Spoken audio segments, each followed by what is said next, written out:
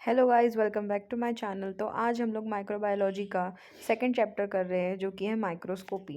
तो माइक्रोस्कोपी का अगर हम देखें तो माइक्रो ऑर्गेनिज्म जनरली बहुत छोटे छोटे होते हैं, वो नैनोमीटर माइक्रोमीटर में हो सकते हैं। बैक्टीरिया का जो है वो मेडिकल इंपॉर्टेंस रखता है और उनकी मेजरमेंट कितनी होती है 0.2 से 1.5 माइक्रोमीटर इन डायमीटर, और उनकी लेंथ होती है 3 से 5 माइक्रोमीटर इन लेंथ। वायरसेस जो होते हैं वो ह्यूमन पैथोजेनिक होते हैं और उनकी रेंज होती है 20 से 300 नैनोमीटर इन डायमीटर की। पैरासाइट का बहुत अलग अलग साइजेस होते हैं। प्रोटोजोन्स जो होते हैं वो माइक्रोमीटर में होते हैं। हेलमिन्थ्स जो होते हैं वो मिलीमीटर से लेके मीटर्स में तक हो सकते हैं। फंजाई जो होते हैं वो कैसे ग्रो होते हैं, एज इन हाइफे हाइफे बनते हैं उनके, ठीक है। और उनकी कुछ फंजाई यीस्ट के जैसे भी ग्रो होते हैं, जो कि राउंड से ओवल यूनिसेलर बडिंग सेल्स होती है, जिनकी साइज़ कितनी होती है 4 to 8 माइक्रोन की। कुछ पैरासाइट जैसे कि as an adult form of helminth जो होते हैं वो विजिबल होते हैं नेक्ड आई से। बाकी ऑर्गेनिज्म बहुत छोटे होते हैं तो वो हम नेक्ड आई से नहीं देख सकते, हमें उनके लिए माइक्रोस्कोप चाहिए। बहुत से बैक्टीरिया पैरासाइट फंजाई को हम लाइट माइक्रोस्कोप से देखते हैं और वायरसेस को इलेक्ट्रॉन माइक्रोस्कोप से देखते हैं, ठीक है। अब देखते हैं माइक्रोस्कोपी जो होती है वो स्पेशलाइज्ड इंस्ट्रूमेंट जिसको माइक्रोस्कोप है उसको जो देखते हैं हम ऑब्जेक्ट्स को, एरिया ऑफ ऑब्जेक्ट को, जो कि हम सिंपल नॉर्मल आई से विदाउट माइक्रोस्कोप नहीं देख सकते, उसको माइक्रोस्कोपी बोलते हैं। बहुत टाइप के माइक्रोस्कोप होते हैं जो कि डायग्नोस्टिक माइक्रोबायोलॉजी में यूज़ होते हैं। एक होता है ब्राइट फील्ड और लाइट माइक्रोस्कोप, डार्क फील्ड और dark ground microscope, phase contrast, fluorescence, electron microscope, ये सब, ठीक है।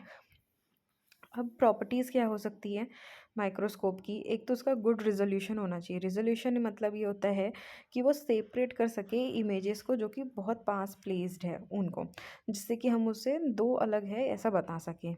रिजोल्यूशन पावर जो होती है अनएडेड ह्यूमन आई की, मतलब कि जिसमें कुछ भी हम माइक्रोस्कोप वगैरह कुछ यूज़ नहीं कर रहे या कुछ एक्स्ट्रा यूज़ नहीं कर रहे, उसकी कितनी होती है 0.2 मिलीमीटर या फिर 200 माइक्रोमीटर। लाइट माइक्रोस्कोप की होती है 0.2 माइक्रोमीटर। इलेक्ट्रॉन माइक्रोस्कोप की होती है 0.5 नैनोमीटर, ठीक है।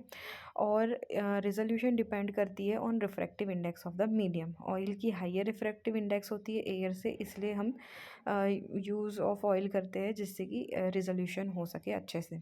गुड कॉन्ट्रास्ट भी बहुत ज़रूरी होता है। When the stain bind to the cell the contrast is increase. जब हम जो स्टेन होता है वो सेल को बाइंड कर जाता है तो उससे कॉन्ट्रास्ट अच्छा हो जाता है। गुड मैग्नीफिकेशन ये कैसे होता है, बाय यूज़ ऑफ लेंसेज। तो दो टाइप के कॉन्वेक्स लेंसेज यूज़ होते हैं। ऑक्यूलर लेंस जिनकी मैग्नीफिकेशन पावर 10x है। ऑब्जेक्टिव लेंस जिनकी स्कैनिंग की 4x, low power 10x, high power 40x and oil immersion 100x की। टोटल मैग्नीफिकेशन कैसे होता है, स्कैनिंग फील्ड 40x हो गया, लो पावर फील्ड का 100x हो गया, हाई पावर फील्ड का 400x हो गया, एंड ऑयल इमर्शन का 1000x हो गया। कैसे किया है, जो पावर है ऑब्जेक्टिव लेंस की उनको ऑक्यूलर लेंस से मल्टीप्लाई करके किया। ब्राइट फील्ड और लाइट माइक्रोस्कोप। ब्राइट फील्ड से ही समझ में आ रहा है कि क्या होगा, एक डार्क इमेज होगी और पीछे बैकग्राउंड ब्राइटर होगा। अब जैसे ब्राइट फील्ड जो होता है वो तीन ग्रुप्स में डिवाइडेड है। एक तो उसका होता है mechanical part, magnifying part, illuminating part. अब मैकेनिकल पार्ट में आता है बेस, जो कि बहुत से पार्ट्स को वो होल्ड करके रखता है। ये जो हमें बेस दिख रहा है ये बेस। एंड उसके बाद आता है सी शेप्ड आर्म। फिर है mechanical stage, the arm bears a stage. ये स्टेज है, इसको हमने मैकेनिकल स्टेज बोल दिया। और इसके ये स्लाइड को होल्ड करने के लिए काम आता है। स्टेज कंट्रोल करता है नॉब्स को to move the slide during viewing. हम ये जो होते हैं ये मूव हो पाते हैं, ठीक है, जब हमें स्लाइड को फोकस करना होता है अच्छे से। और it has an aperture at centre that permits light to reach the object from bottom. अब मैग्नीफाइंग पार्ट्स में आता है ऑक्यूलर लेंस और ऑब्जेक्टिव लेंस। देखो मैकेनिकल पार्ट में क्या आया, बेस आया, बेस, सी शेप्ड आर्म और ये स्टेज। मैग्नीफाइंग पार्ट में आता है ऑक्यूलर लेंस और ऑब्जेक्टिव लेंस। ऑक्यूलर लेंस जो होता है आर्म कंटेन करता है एक आईपीस को, जिसमें ऑक्यूलर लेंस होता है 10x मैग्नीफिकेशन पावर कम, ठीक है। ये देखो ये ऑक्यूलर लेंस है, इसका मैग्नीफिकेशन पावर कितनी है 10x। ऑब्जेक्टिव लेंस जो होते हैं arm also contains a revolving nose. ये रिवॉल्विंग नोज है जिसमें कि 4x 10x 40x 100x ऐसे हमारे क्या होते हैं, ऑब्जेक्टिव लेंस होते हैं। अब इल्यूमिनेटिंग पार्ट्स मतलब कि जिससे लाइट आएगी, कंडेंसर होता है, आइरिस डायफ्राम होता है, लाइट सोर्स होता है, and fine course adjustment knobs होते हैं। कंडेंसर क्या है, ये mounted beneath the stage which focuses a cone of light on the slide. अगर कंडेंसर का यूज़ आएगा तो ये क्या होगा, ये फोकस करता है लाइट को स्लाइड पे, इसको बोलते हैं कंडेंसर। ठीक है, ये कंडेंसर है।